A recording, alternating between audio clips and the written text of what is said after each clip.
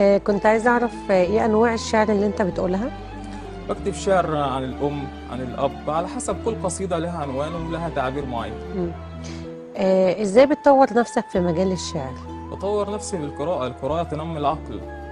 تقرأ كتير؟ بقرأ كتير طبعا، والقرآن طبعا شيء عظيم جدا في القراءة برضه. مم.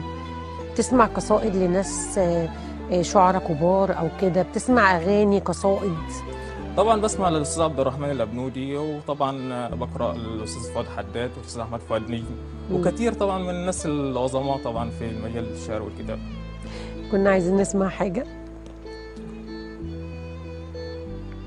خلاص ضحك عليك الزمان وشعرك شاب، ده انت يا دوبك من كام يوم كنت بتكتب لكتاب، ودجنك مش كانت سودا زي الليل، ابيضت ليه؟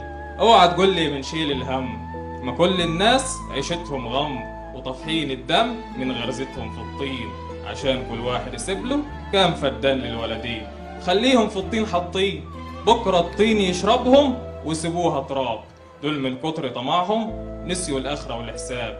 لسه بتكتب شعر زي زمان ودماغك مسحولة في الورقة وفي الأحبار، تلاقيك عملت لدلوقتي يجي 100 دوان. كلامك كان حلو ومفهوم، بس يوم ما تموت عيالك يتورثوا ايه؟ الكام كتاب؟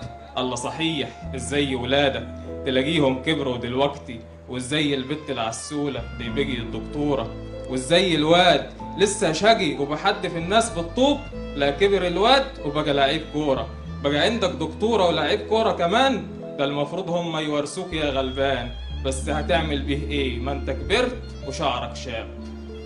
الله ينور عليك. صح لسانك يا حسام، بجد شعرك جميل.